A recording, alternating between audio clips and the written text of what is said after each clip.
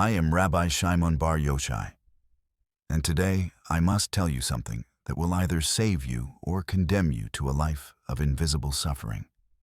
The narcissist in your life, whether it is your former husband, your partner, or someone who still occupies the throne of your thoughts, is growing stronger every single day you make this one fatal mistake. And I see you making it right now, in this very moment, as you watch this.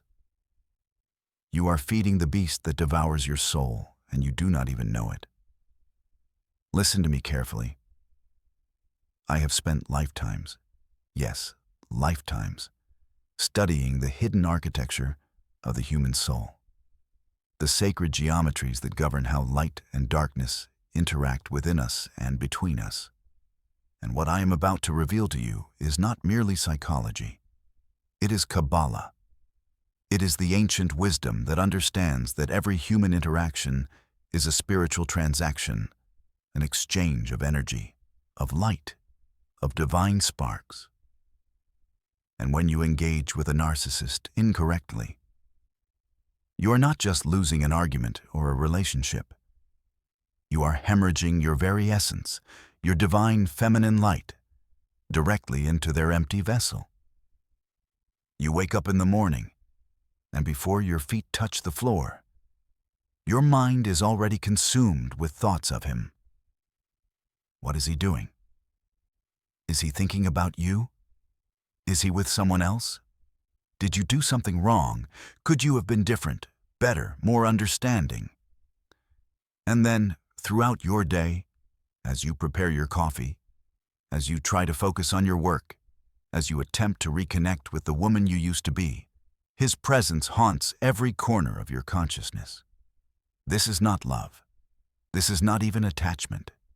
This is spiritual vampirism, and you are the willing donor. I want you to understand something crucial right now, something that the modern world has forgotten, but that Kabbalah has always known. A narcissist is not simply a difficult person. A narcissist is a soul that has become so disconnected from the divine source of light that it can no longer generate its own. It must steal it. It must extract it from others. And the method of extraction? Your attention, your emotional response, your desperate attempts to be seen, to be valued, to be loved. Every time you react, every time you engage, every time you try to make him understand, you are pouring your precious light directly into his bottomless pit. But here is what terrifies me, what keeps me awake in the spiritual realms where I observe the patterns of human suffering. You do not see the urgency. You think you have time. You think that if you just understand him better, if you just find the right words, the right approach, the right moment, he will suddenly wake up and see your value.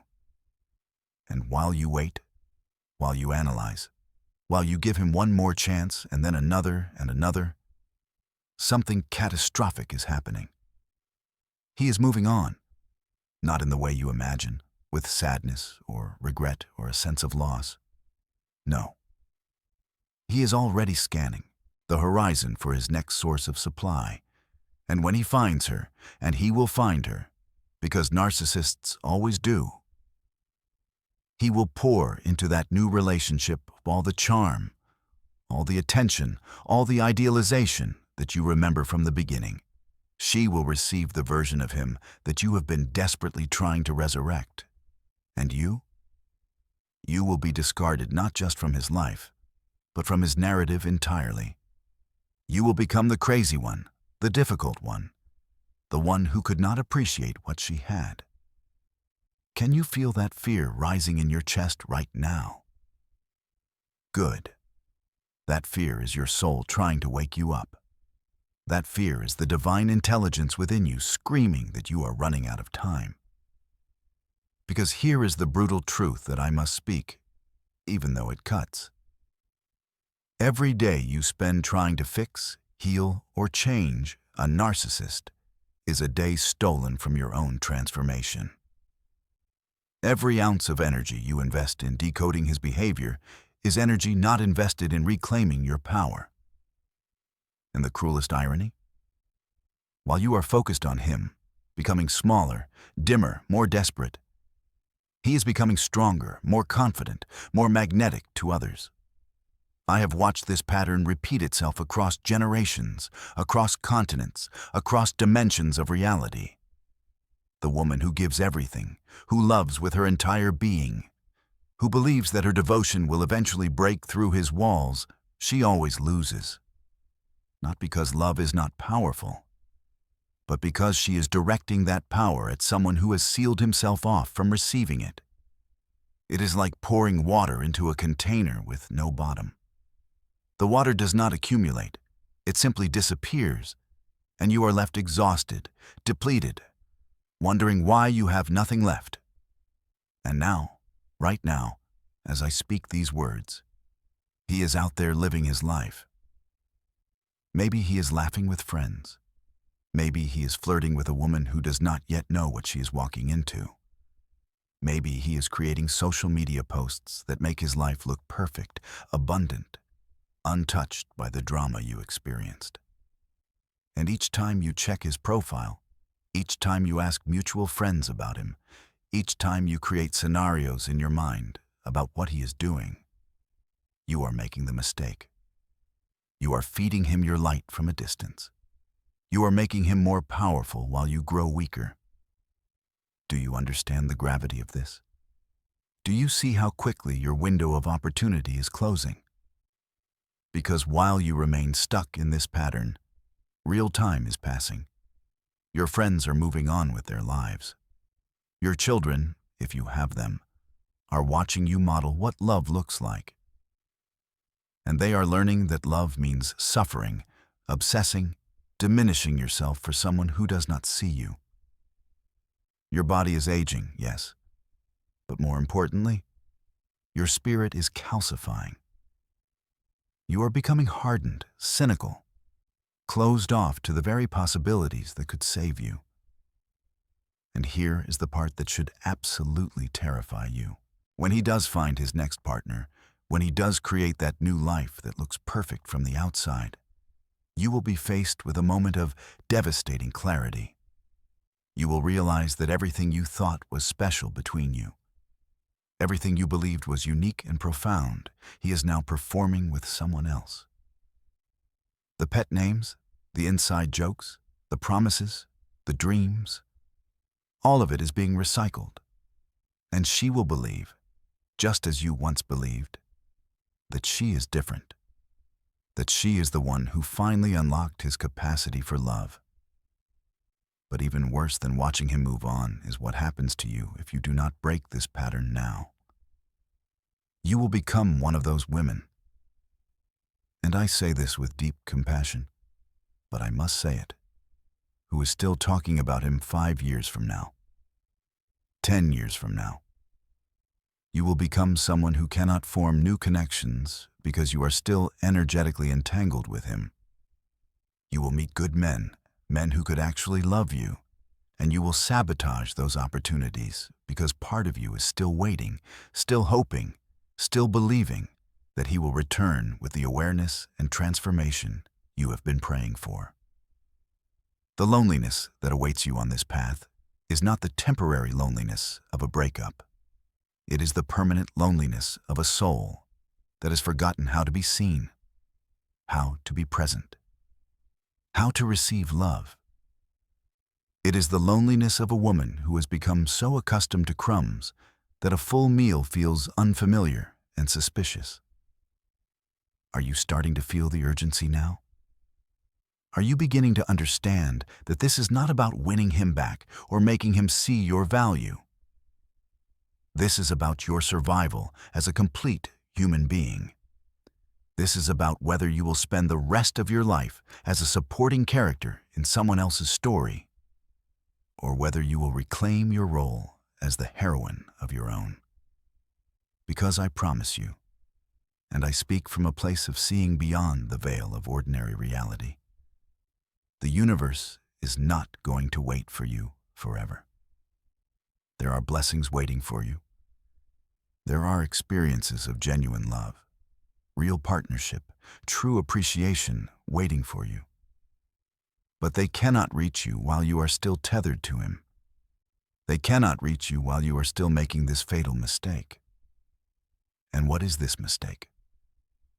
What is this one thing that you are doing that weakens the narcissist's grip, but that you keep sabotaging yourself with? I am going to tell you. But first, you must understand that knowledge without application is worthless. You must commit, right here, right now, that you will not just hear these words, but that you will embody them. Because I have seen too many women nod along, feel momentarily empowered, and then return to the same patterns the moment they feel that familiar pull. The mistake is this. You keep trying to use logic, emotion, and your feminine light to penetrate his darkness. You keep trying to love him into wholeness. You keep trying to prove your value to someone who is fundamentally incapable of valuing anything beyond what serves his immediate needs. And in doing so, you make yourself weaker while inadvertently making him stronger.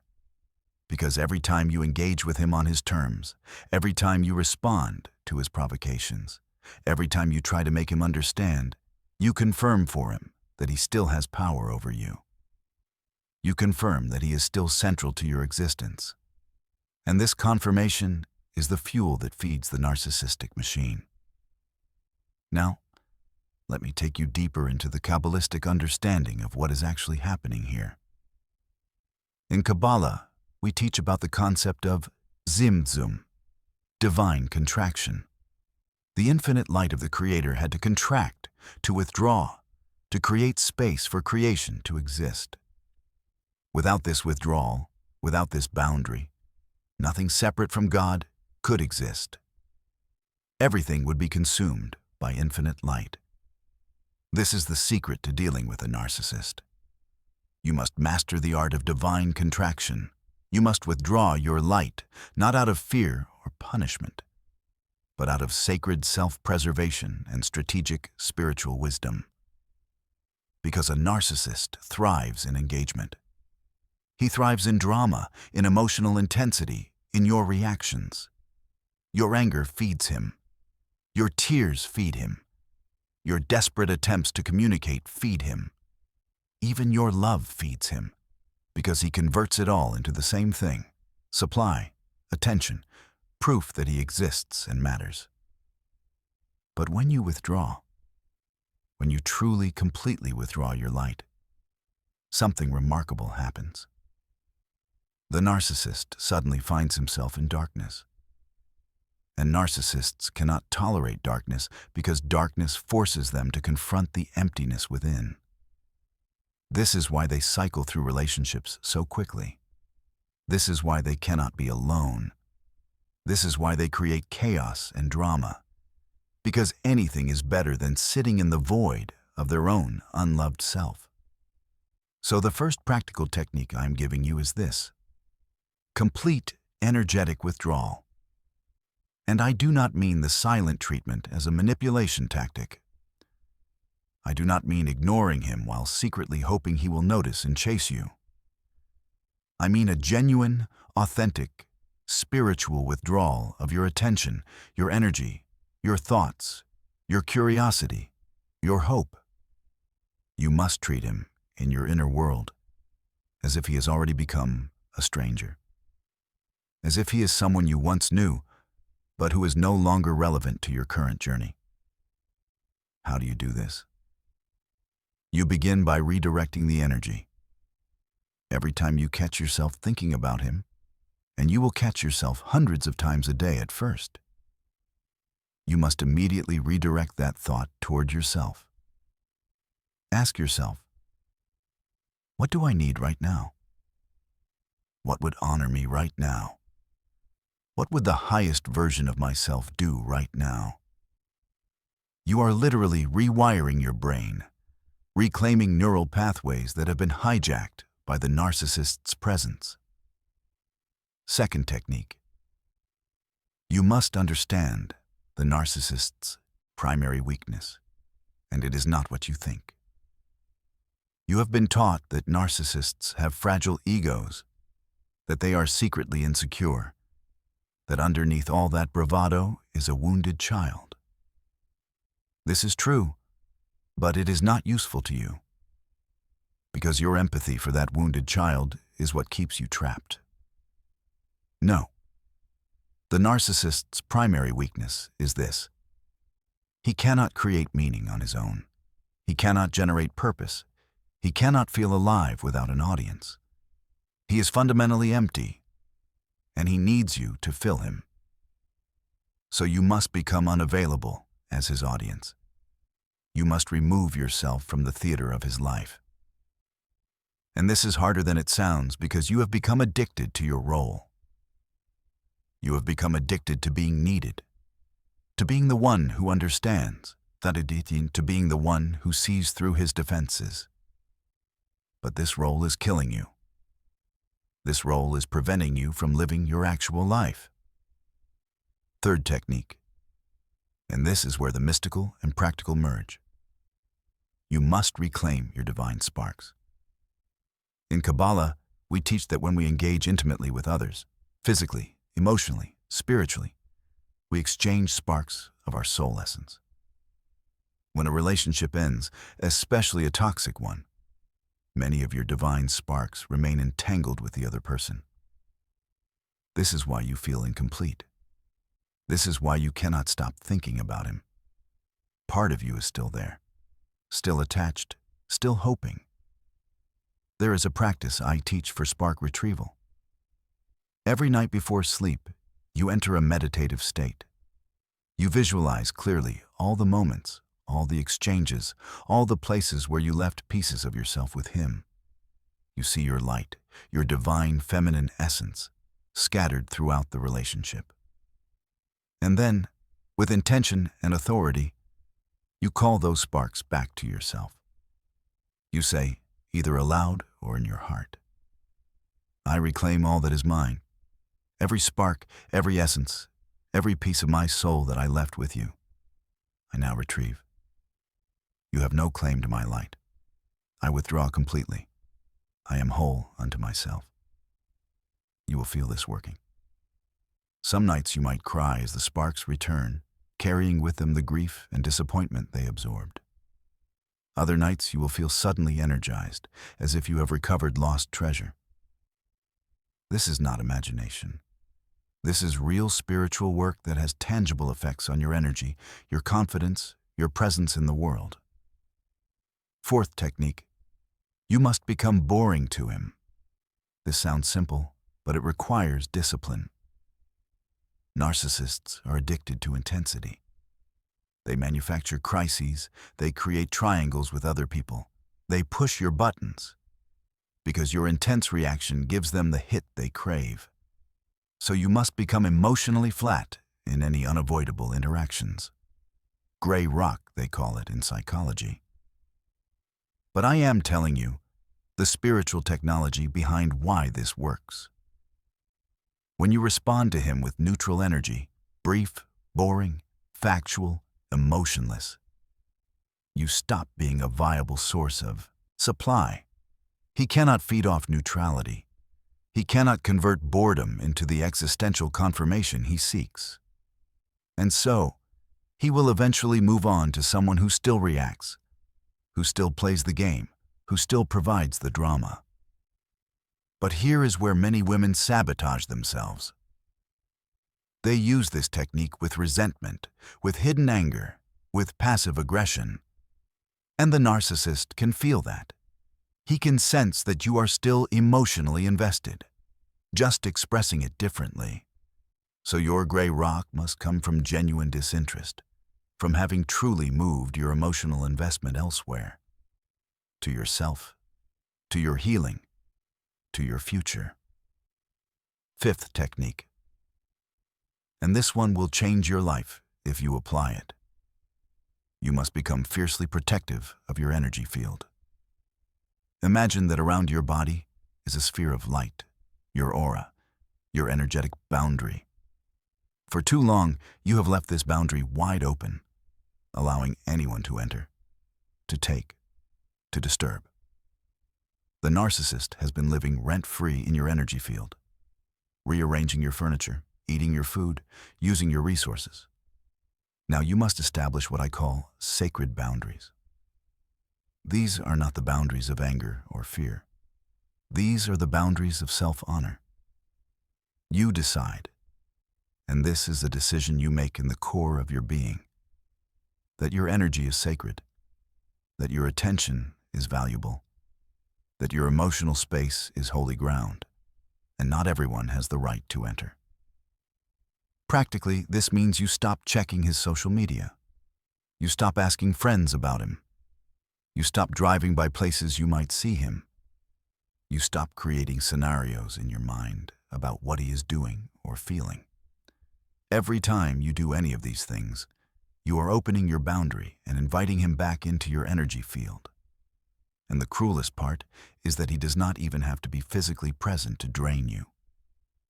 Your thoughts about him, your obsession with him, your mental and emotional energy directed toward him, all of this feeds him energetically, even from a distance. So you must practice energetic hygiene. You must clear your field multiple times a day. I teach a simple practice. Place your hand on your heart and say, I release all energy that is not mine. I call back all energy that is mine. I seal my boundaries with divine light. This takes 30 seconds. But if you do it consistently, you will notice that you start to feel more present, more solid, more yourself. Let me speak now to something that no one else will tell you, but that you need to hear. The reason you are struggling to let go is not because he was so special. It is because you have not yet accepted that you were wrong about him. You invested so much, your time, your love, your body, your trust, your hope, your dreams. And to fully let go means to fully acknowledge that this investment will not yield a return. It means accepting that you misread the situation, that you saw potential that was never real, that you loved an illusion. This is a grief unlike any other. It is not just losing someone. It is losing your own judgment, your own discernment, your own sense of knowing what is real. And the ego hates this. The ego wants to be right. So the ego keeps you engaged with him, keeps you trying, keeps you hoping. Because as long as there is a possibility of him changing, you do not have to face the full weight of having been wrong.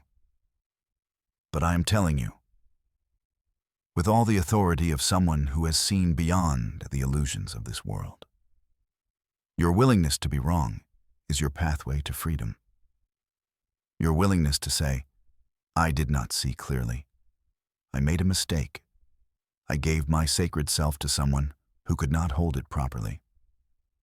This humility is not weakness. This humility is the doorway to wisdom. Because once you stop defending your decision to have been with him, once you stop trying to retroactively make the relationship meaningful by getting him to change, you free yourself. You liberate energy that has been locked in justification and redirect it toward creation. You stop looking backward and you turn your face toward the future. And here is where the true power lies, where the Kabbalistic wisdom offers you something that psychology cannot. You must understand that this experience with the narcissist was not random. Nothing in this universe is random. Your soul agreed, before you were born, to certain lessons, certain experiences, certain refining fires that would burn away what is false and reveal what is true within you. The narcissist was your teacher. A brutal teacher, yes. A teacher who caused immense pain. But a teacher nonetheless. He came to show you where you abandon yourself. He came to show you where you betray your own truth for the approval of others. He came to show you where you are still seeking external validation instead of anchoring into your own divine worth. And now that you have been shown these things, now that you have felt the devastating consequences of self-abandonment. You have a choice. You can remain a victim of what he did to you, letting this experience define and limit you for the rest of your life. Or you can alchemize this pain into power, this betrayal into boundaries, this loss into liberation. I am teaching you the alchemy. I am showing you how to take the base metal of this painful experience and transform it into gold. But you must do the work. You must apply these techniques not once, not when you feel like it, but consistently, daily, moment by moment. Now, I want to address something specific that I know is happening in your mind right now. You are thinking, but what if he changes? What if I do all this work and then he finally becomes the man I always knew he could be? With someone else? This thought is torturing you. This thought is keeping you paralyzed. So let me be absolutely clear. If he changes, if he somehow undergoes a genuine transformation and becomes capable of real love and partnership, it will not be because of anything you did or did not do. It will be because his soul finally hit a bottom so profound that change became the only option for survival. And that journey, that dark night of the soul that would be required for a narcissist to genuinely change, is not something you can facilitate, force, or participate in. It is between him and the divine. But here is what you must understand. Even if he changes, even if he becomes everything you imagined, you are no longer the right partner for that version of him. Because you know too much. You have seen too much. The dynamic between you is too established, too calcified in pain and dysfunction. The energetic patterns are too deeply grooved. A genuinely transformed person needs to build new relationships on new foundations, not try to resurrect dead ones. So your fantasy of him changing and coming back to you as a healed man, you must grieve this fantasy. You must let it die. Because this fantasy is not hope. This fantasy is a prison. It is keeping you from the real life, the real love, the real possibilities that are waiting for you. And those possibilities are extraordinary. But you cannot see them yet because you are still looking backward. You are still oriented toward him. So we must turn you around. We must shift your gaze from the past to the future, from him to yourself, from what was to what could be. How do we do this? With vision, with imagination, with the deliberate creation of a future so compelling that the past begins to pale in comparison. I want you to begin spending as much time imagining your healed life as you currently spend obsessing over him. What does the woman you are becoming look like? How does she move through the world? What does she do with her mornings? Who does she allow into her space? How does she respond to disrespect? What brings her joy? You must create this vision with such clarity, such detail, such sensory richness, that your nervous system begins to believe it is possible. Because your nervous system is currently programmed for suffering. It is programmed for drama and intensity and pain, because that is what it has been practicing. So you must reprogram it for peace, for pleasure, for purpose. Every morning, before you allow yourself to think about him, you spend 10 minutes in this vision of your future self. You feel her confidence. You embody her boundaries. You experience her peace. And slowly, gradually, you become her. Not through force, but through practice. Not through denial of your pain, but through consistent redirection of your attention.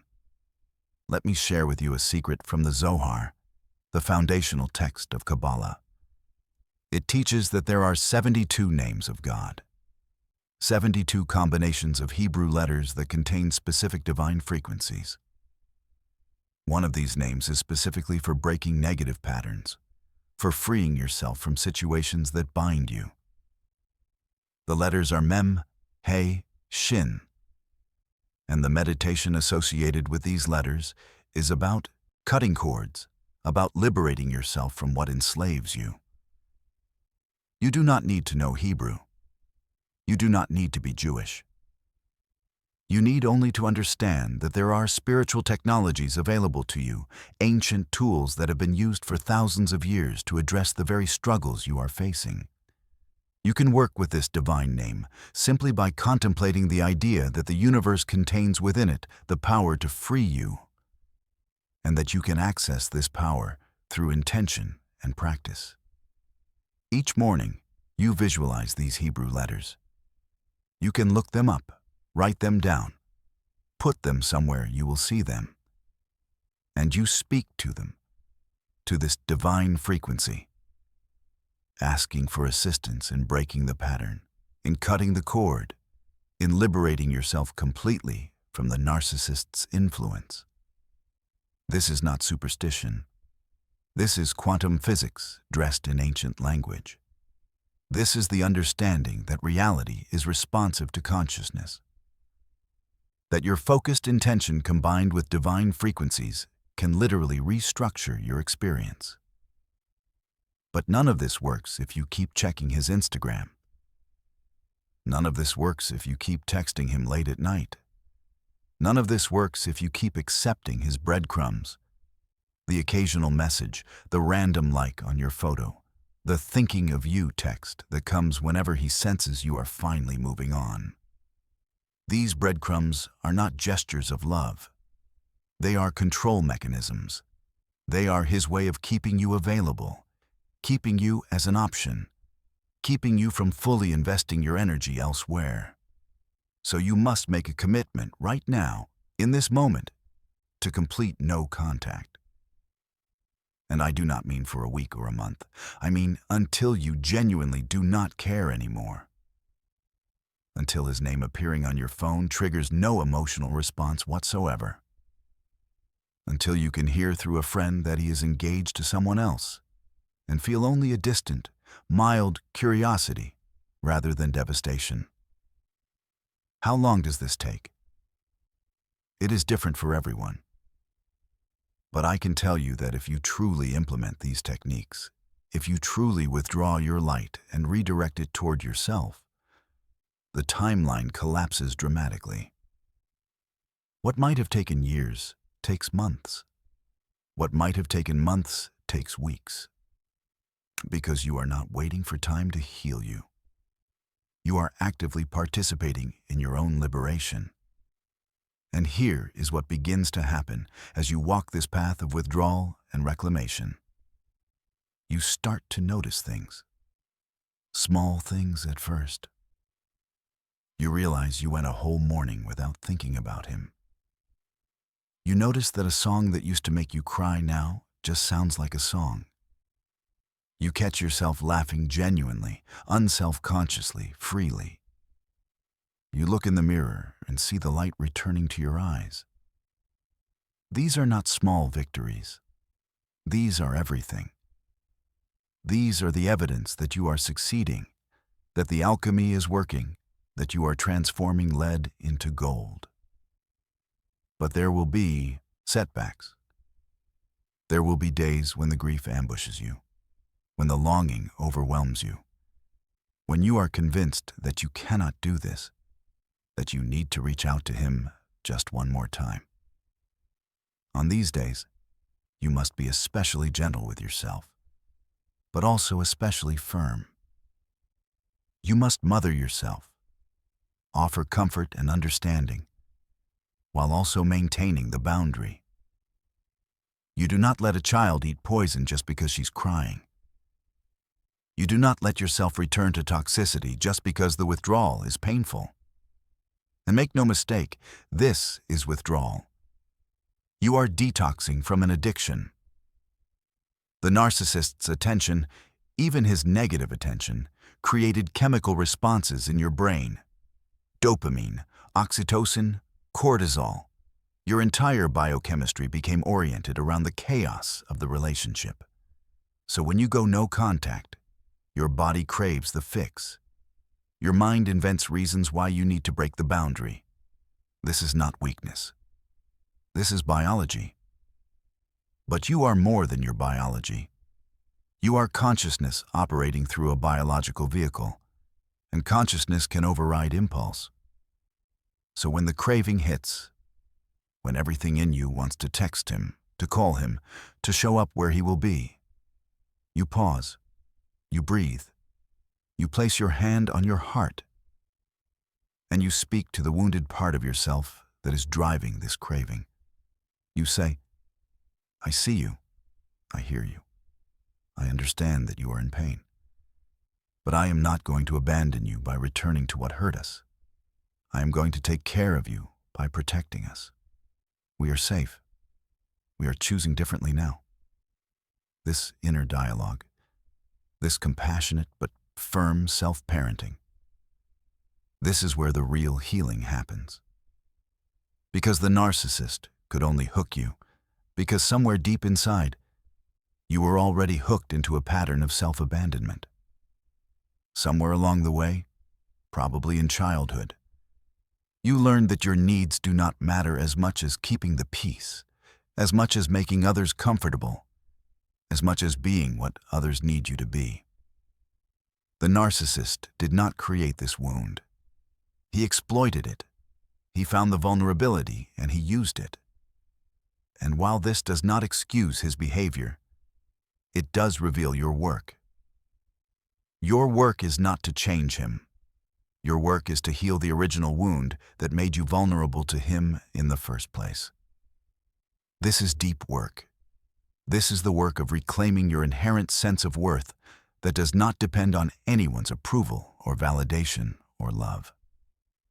This is the work of remembering that you are a divine being, a fragment of infinite light temporarily housed in physical form, and that your value is inherent, unchangeable, absolute. When you begin to truly know this, not just intellectually, but in your bones, in your cells, in the core of your being, the narcissist loses all power over you. Because he can only hurt you if you believe, on some level, that his assessment of you matters.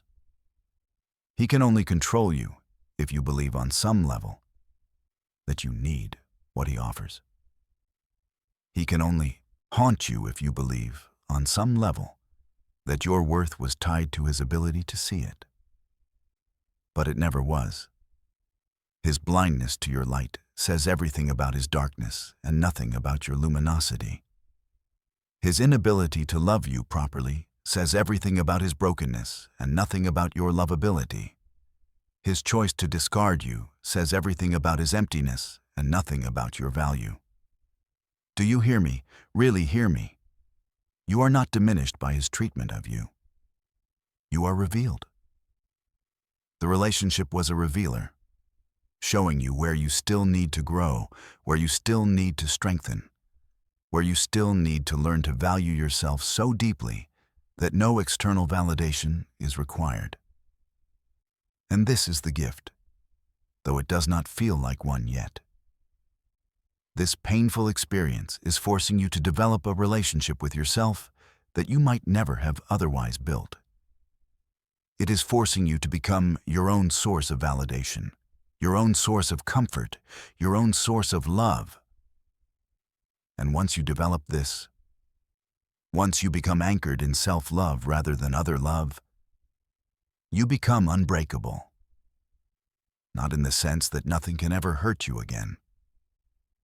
You will still feel pain. You will still experience loss. But you will never again be devastated by someone's inability to see your worth. Because you will no longer be seeking confirmation of that worth outside yourself. You will know it immovably, regardless of who stays or goes, regardless of who sees it or misses it. This is sovereignty. This is queenship. This is the divine feminine in her full power, not needing, not chasing, not proving, but simply being, fully, magnificently, unapologetically herself. And when you arrive at this place, something miraculous happens. The right people start appearing in your life. Not because you are looking for them or trying to attract them, but because you have become a vibrational match for health, for reciprocity, for real love. The universe is always matching you with the frequency you emit. When you emit desperation, you attract unavailability. When you emit wholeness, you attract wholeness. But you cannot fake this. You cannot pretend to be healed while secretly still obsessing over the narcissist. The universe, the divine intelligence that orchestrates all things, reads your energy, not your words. It responds to your genuine frequency, not your performed one. So the work is to become genuinely disinterested in him, to reach the point where his life, his choices, his new relationships are truly none of your concern. And this happens not through suppression or denial, but through such complete absorption in your own life, your own healing, your own emergence, that there is simply no energy left over to invest in him. You become so busy becoming who you are meant to be that you forget to monitor who he is becoming. You become so engaged in your own transformation that you lose interest in whether he is transforming. You become so filled with your own light that his darkness no longer has the power to dim you. This is the goal. This is what we are working toward. And every technique I have given you, every practice, every teaching, all of it is in service of this ultimate liberation. You are freeing yourself not just from him, but from the entire pattern of abandoning yourself for others, of seeking completion outside yourself, of believing that love requires suffering. Because it does not. Real love is peaceful. Real love is reciprocal. Real love enhances both people rather than depleting one to feed the other. And you deserve real love. Not because you are perfect, no one is, but because you are divine, because you are a unique expression of the infinite. And that alone makes you deserving of reverence, of respect, of genuine care. The narcissist could not provide this, not because you were not worthy of it, but because he is not capable of it. And you must stop taking his limitations personally. His inability to love properly is his tragedy, not yours. Your tragedy would be spending the rest of your life waiting for a man who cannot love to suddenly love you. Your tragedy would be sacrificing your one precious life on the altar of his emptiness. So we must move you off that altar. We must resurrect you from the death of self that this relationship caused. And I use the word death intentionally, because this is what narcissistic abuse does. It kills the authentic self and replaces it with a false self that exists only to serve, to please, to manage the narcissist's moods and needs. But your authentic self is not dead. She is dormant. She is waiting. She is ready to emerge the moment you create safe space for her. And that safe space is created through boundaries, through self-honoring choices, through the consistent practice of putting your own well-being first. This will feel selfish at first. You have been conditioned to believe that your needs always come last, that real love means sacrifice, that a good woman gives endlessly without expectation of return. But this is not love. This is martyrdom. And the universe does not require martyrs. The universe requires whole people who can contribute their gifts, their light, their unique frequency to the collective evolution. You cannot contribute anything meaningful while you are depleted, obsessed, and entangled with a narcissist. So your first obligation is to yourself, to your healing, to your restoration, to your emergence. Not from selfishness, but from wisdom. Not from ego, but from divine alignment. You are being called to a higher version of love, a love that includes yourself, a love that honors your needs as much as others, a love that knows when to stay and when to go, when to fight and when to release, when to be soft and when to be steel. And the narcissist, ironically, is your teacher in this. Through his abuse, through his manipulation, through his discard, he is forcing you to develop the very qualities you most need: strength, discernment, boundaries, self-reliance, the ability to validate yourself, the courage to walk away from what hurts. These are not easy lessons, but they are essential ones. And you are learning them now in this crucible of pain, so that you never have to learn them again. So that when real love appears, and it will appear, you will recognize it. You will be ready for it. You will have the wisdom to receive it properly. But first, you must complete this chapter. You must fully close the door on the narcissist, on the false hope, on the fantasy of his transformation. You must grieve what never was and never will be. You must release him completely. Not with anger, not with bitterness, but with the quiet dignity of someone who has learned the lesson and is ready to move forward. This is your moment. This is your opportunity. What you do now, in these coming days and weeks, will determine whether you spend the next year still entangled or genuinely free. It will determine whether you repeat this pattern with the next person or break the cycle completely. It will determine whether you become smaller or larger, dimmer or brighter, more broken or more whole. I have given you the tools. I have shown you the path. Now you must walk it. Not perfectly. There is no perfect in this work. But consistently. One moment, one choice, one redirected thought at a time. You are stronger than you know. You are more powerful than you have been allowed to believe. You are capable of complete transformation. Not someday, not when circumstances change, but now, today, in this very moment. Choose yourself. Choose your light. Choose your liberation. The narcissist's weakness is his need for your energy. So stop giving it. Withdraw completely. Become unavailable. Watch as his power over you evaporates like morning dew under the rising sun. And then, once you are free, once you have reclaimed yourself completely, live. Live fully, joyfully, unapologetically. Create the life you want. Become the woman you were always meant to be. Let him be a distant memory, a chapter in your story, but not the story itself. You are the story. You are the heroine. You are the one who will look back on this time and recognize it as the beginning of everything. The moment when you finally chose yourself and never looked back. This is Rabbi Shimon Bar Yochai, and I am giving you permission to be free. Go now and claim it.